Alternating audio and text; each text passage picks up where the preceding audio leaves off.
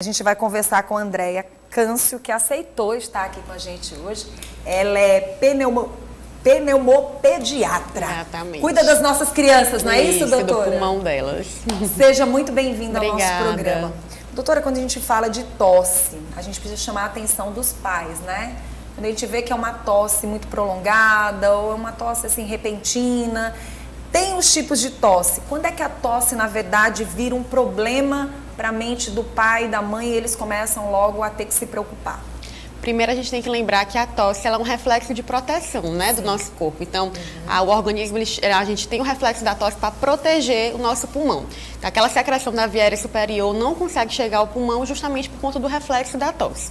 Mas a tosse ela é um sintoma que a gente tem que se preocupar quando ela passa, geralmente depois das 2 semanas, aí a gente tem que ficar mais de olho quando ela está associada a outros sintomas. Então, a gente tem que ficar prestando atenção se essa tosse está acompanhada, por exemplo, como vômitos, febre persistente por mais de 3 dias, cansaço, né? Então tem vários sintomas que são sinais de alerta que precisa da avaliação pelo médico. Quais são os tipos de tosses, doutora? Por exemplo, a gente percebe que tem algumas crianças que elas têm umas tosses assim rotineiras, que vem muito pela questão alérgica? Pode ser também. A tosse ela pode ser classificada de acordo com o tempo, né? Tem a tosse aguda, persistente e a crônica. E a tosse também ela pode ser caracterizada de acordo com o tipo dela. A tosse pode ser seca, pode ser uma tosse produtiva, pode ser uma tosse estridulosa, que a gente chama. Então, geralmente, a tosse seca a gente consegue perceber mais no quadro alérgico. Mas não se engane, um quadro de resfriado comum, de gripe, geralmente também começa com uma tosse seca e ela vai evoluindo para uma tosse produtiva com o passar do tempo.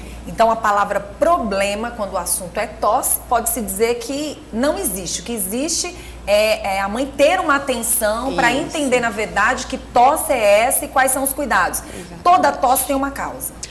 Tem uma causa. Assim, a tosse, como eu falei que ela é um reflexo de proteção, né? Então, geralmente ela está associada a alguma coisa que está querendo chegar no pulmão, na via aérea inferior. Então, a gente tosse quando é uma bactéria, um vírus que está irritando aquela região, ou uma poeira também, a fumaça que está causando irritabilidade, que vai caracterizar mais uma tosse alérgica, né? Então, a gente tem que pensar nas principais causas de tosse que a gente vê nas crianças, são causadas por resfriado comum, gripe, né?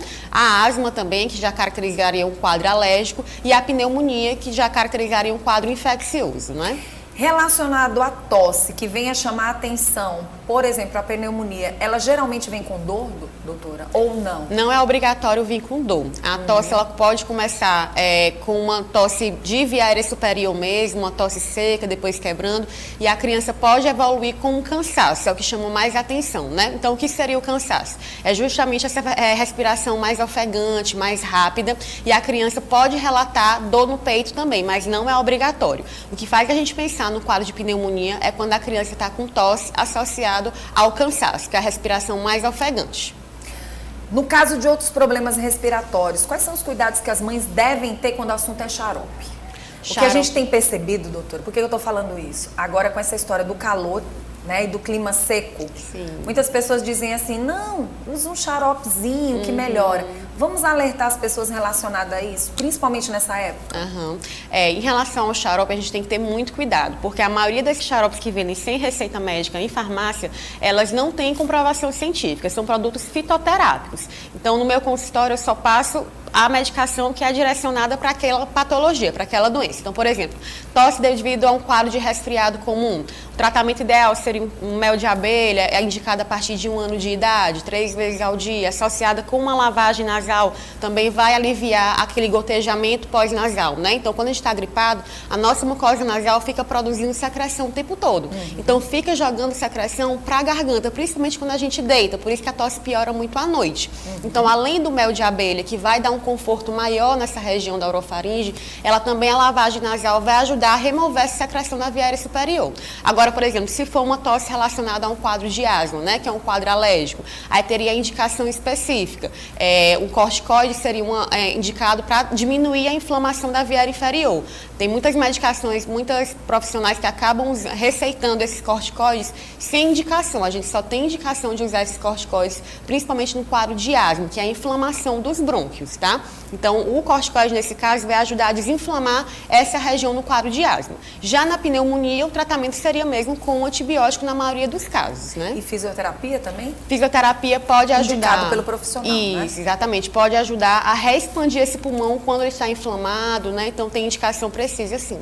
Então é interessante chamar a atenção. Começou com a tosse, viu que está persistente, passou de quantos dias, doutor? 2 semanas. 2 semanas. Até 2 semanas. Dá pra gente aguardar um pouco mais. Esperar. Porém, se antes disso a criança tiver outros sinais de alerta, a gente também tem que procurar a urgência ou uma avaliação profissional. Os principais sinais de alerta que eu gosto de orientar para os pacientes, para as mães dos pacientes, é se a tosse vier acompanhada de vômitos, febre por mais de 3 dias, cansaço, dificuldade de ingerir líquidos, uma sonolência excessiva, uma irritabilidade, tá? Uma dificuldade para respirar. Então, aí, nesse caso, a mãe tem que procurar o atendimento profissional antes mesmo das 2 semanas. Doutora, quando você falou do xarope, ficou um alerta, assim, porque a gente sabe que até o xarope, quando o médico passa, é um tratamento.